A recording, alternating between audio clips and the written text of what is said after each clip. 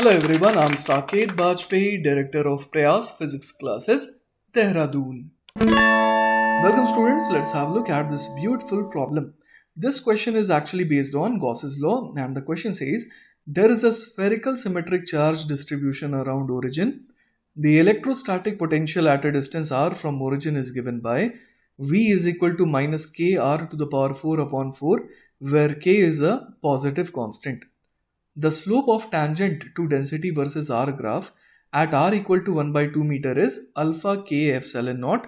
Then find value of alpha. तो देखिए बच्चों, इस सवाल में हम लोग क्या देख पा रहे हैं कि एक स्फेरिकल सिमेट्रिक चार्ज डिस्ट्रीब्यूशन है ओरिजिन के अराउंड और यहाँ पर पोटेंशियल है ना, पोटेंशियल जो है एट अ डिस्टेंस r किस तरीके से दिया हुआ है, तो वो देखिए है v is equal to minus of K R to the power 4 upon 4. अब देखिए बच्चों, सबसे पहली चीज जो यहाँ से हम लोग देख सकते हैं वो ये है कि यहाँ से इलेक्ट्रिक फील्ड वो कितना आ जाएगा. तो इलेक्ट्रिक फील्ड जो है वो क्या होता है, वो होता है minus of dv by dr के बराबर. क्लियर है. तो यहाँ पर हम लोग क्या कह सकते हैं कि v अगर दिया है तो उससे इलेक्ट्रिक फील्ड निकाल सकते हैं. तो E बराबर हम लोग क्या लिखेंगे, माइनस माइनस प्लस, फिर के आर की पावर 4 का डिफरेंशिएशन हो जाएगा है ना, अपॉन 4 भी है तो ये हो जाएगा के आर क्यूब. ठीक है. और अगर इसे वेक्टोरियली लिखना चाहेंगे तो यहाँ पर हमें आर कैप लगाना होगा. क्लियर है ये बात. तो यहाँ से हमारे पास जो इलेक्ट्रिक फील्ड वेक्टर है वो क्या आ गया, के आर क्यूब आर कैप. यहाँ पर आर कैप का मतलब क्या हो गया, ये रेडियली आउटवर्ड डायरेक्शन में यूनिट वेक्टर है. ठीक है. तो अब देखिए बच्चों, सवाल में हमसे क्या पूछा गया था, the slope of tangent to density versus R graph at are equal to 1 by 2 metre, वो हमारे को दे रखा था अल्फा के एप्सिलॉन नॉट, और यहाँ पे जो अल्फा है वो हमारे को निकालना था. ठीक है. तो इलेक्ट्रिक फील्ड वेक्टर हमारे को मिल चुका है, वो क्या है, के आर क्यूब आर कैप. ठीक है. तो अब देखिए बच्चों, इस सवाल को मैं दो अलग अलग मेथड से आपको सॉल्व करके दिखाऊंगा. ठीक है. तो जो पहला मेथड है ना, मेथड नंबर 1, उसमें मैं क्या करूंगा, उसमें मैं आर वेक्टर को बेसिकली क्या लिख सकता हूं, x i cap plus y j cap plus z k cap, है ना. इस तरीके से मैं लिख सकता हूं. तो इस तरीके से आगे बढ़ के हम लोग सवाल को मेथड 1 में सॉल्व करेंगे. ठीक है. इसके अलावा बच्चों, इस मेथड 1 में मैं क्या यूज करने वाला हूं, I am going to use the differential, है ना, the differential form of Gauss's law. Clear है ये बात. तो इसका डिफरेंशियल फॉर्म क्या होता है, तो वो होता है डाइवर्जेंस ऑफ ई वेक्टर, है ना. तो डाइवर्जेंस ऑफ ई वेक्टर जो है वो बेसिकली हमारे को क्या देता है, रो बाय एप्सिलॉन नॉट. ठीक है.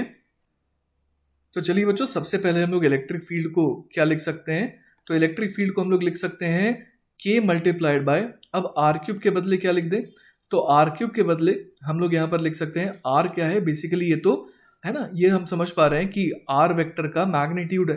तो यहाँ पर लिखेंगे under the root of x square plus y square plus Z square. Clear है बात. और इस पर बाहर क्यूब लगाना पड़ेगा और फिर आ जाएगा आर कैप. तो आर कैप क्या हो जाएगा, तो वो जाएगा आर वेक्टर अपॉन उसका मैग्नीट्यूड, मतलब कि x i cap plus y j cap plus z k cap, और इसको डिवाइड करना होगा इसके मैग्नीट्यूड से, that is under the root of x square plus y square plus Z square. ठीक है.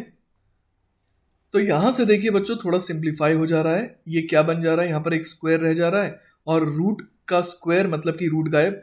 तो ई वेक्टर जो है वो बेसिकली क्या बन जा रहा है, k multiplied by x square plus y square plus Z square multiplied by x i cap plus y j cap plus z k cap. ठीक है.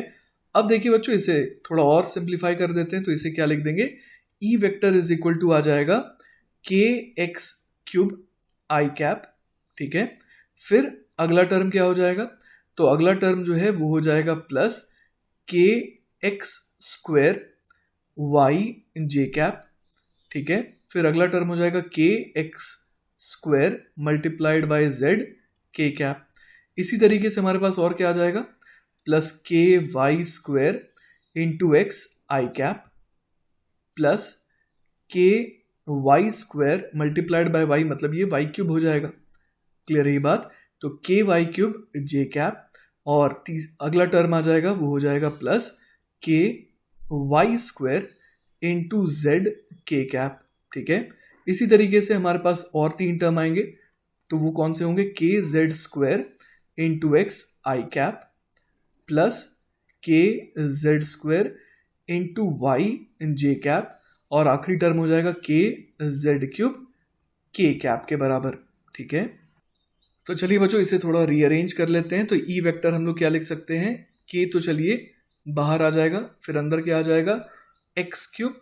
ठीक है, फिर अगला आई कैप वाला टर्म कौन सा है, तो वो है वाई स्क्वायर एक्स, तो यहाँ लिख देंगे प्लस वाई स्क्वायर एक्स, और फिर जो अगला टर्म है वो क्या है, तो वो है प्लस जेड स्क्वायर एक्स। ठीक है, तो ये हो गया आई कैप।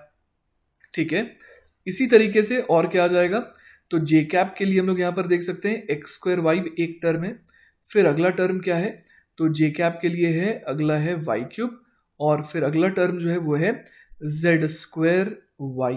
ठीक है, तो ये हो गया जे कैप।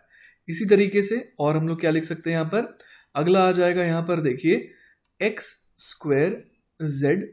ठीक है, x square Z k cap का आ गया, और कौन सा आ गया, प्लस वाई स्क्वायर जेड, और आखिरी टर्म क्या आ जाएगा, तो वो हो जाएगा जेड क्यूब, और ये आ जाएगा के कैप। क्लियर है ये बात। तो अब बच्चों हम लोग यहाँ पर क्या लगाएंगे, हम लोग यहाँ पर लगाएंगे divergence of E vector is equal to rho upon epsilon naught, है ना, ये differential form of Gauss's law है। तो अब देखिए यहाँ पर हम लोग क्या कर सकते हैं, डाइवर्जेंस ऑफ ई का मतलब क्या होता है, तो देखिए बच्चों डाइवर्जेंस होता है del by del x i cap plus del by del y j cap plus del by del z k cap, और ई वेक्टर को हम लोग यहाँ पर है ना लिख सकते हैं आई कैप जे कैप के कैप के फॉर्म में, जिस तरीके से ऊपर लिखा हुआ है। ठीक है, तो यहाँ पर इसका क्या लेना होगा, डॉट लेना होगा, किसके साथ, ई वेक्टर के साथ। तो ये हमारे को क्या दे देगा, रो अपॉन एप्सिलॉन नॉट दे देगा।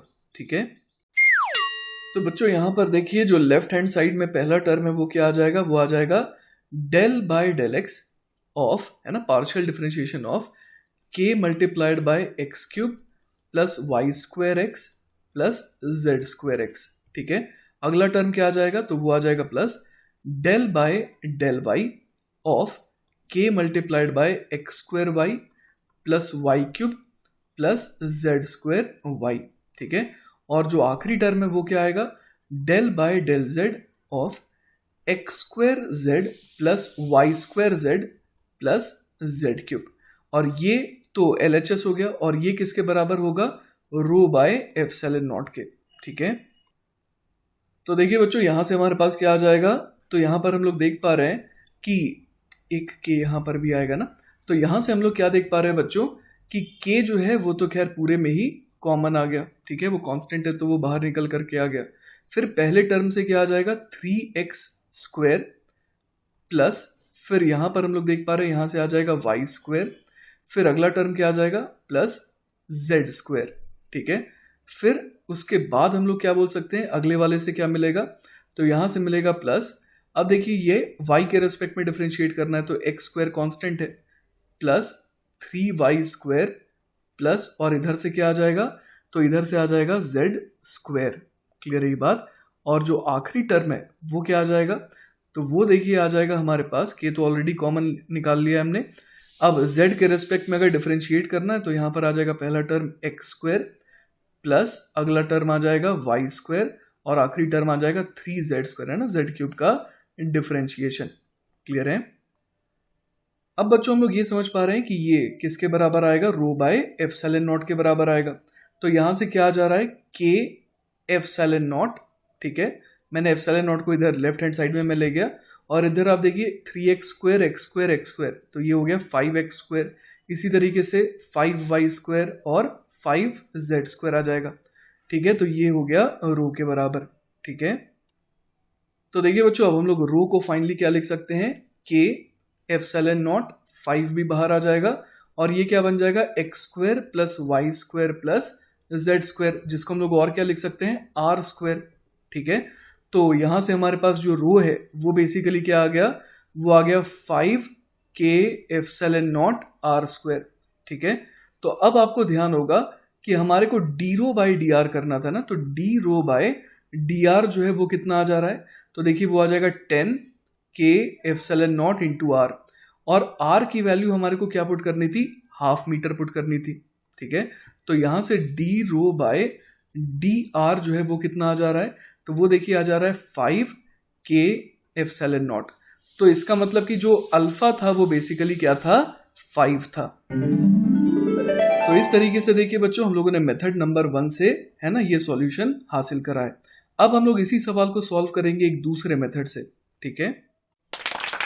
अब देखिए बच्चों मेथड 2 में हम लोग क्या करेंगे, मेथड 2 में जो है बेसिकली हम लोग यहाँ पर ये देख सकते हैं कि चूंकि यहाँ पर स्फेरिकली सिमेट्रिक है मामला, है ना, तो यहाँ पर हम लोग किसी भी r रेडियल डिस्टेंस पर जा सकते हैं, ठीक है। r रेडियल डिस्टेंस पर जाएंगे तो यहाँ पर हम लोगों ने देखा था कि फील्ड जो है वो रेडियली आउटवर्ड आ रही थी, क्लियर है। तो हम लोग यहाँ पर क्या यूज कर सकते हैं, integration of closed integration of E dot d A is equal to क्या हो जाएगा, charge enclosed upon epsilon naught, है ना, जो बेसिक गॉस लॉ होता है, ठीक है। तो यहाँ पर देखिए अगर हम लोग इस सरफेस पर ई डॉट डी ए लगाएं, है ना, तो ई का तो मैग्नीट्यूड हम लोग देख पा रहे हैं कि इस सरफेस पर हर जगह सेम होगा और वो रेडियली आउटवर्ड डायरेक्शन में, तो इस वजह से लेफ्ट हैंड साइड क्या बन गया, तो वो बन गया ई मल्टीप्लाइड बाय 4πr² के बराबर, क्लियर है ये बात। अब देखिए बच्चों ये तो लेफ्ट हैंड साइड हो गया। अब राइट हैंड साइड में हम लोग क्या लिख सकते हैं, तो यहाँ पर जो भी चार्ज एनक्लोज्ड है उसे हमें फाइंड आउट करना होगा।